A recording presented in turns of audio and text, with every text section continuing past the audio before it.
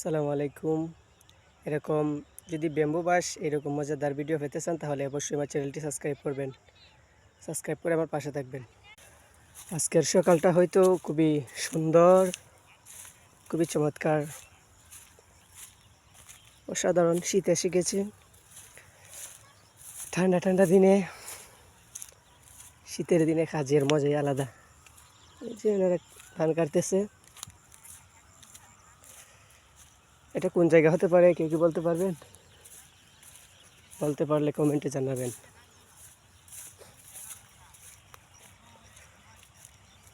বিশাল বড় একটি হাওর, যে হাওরের একদিকে চাইলে আর একদিকে কিছু দেখা যায় না,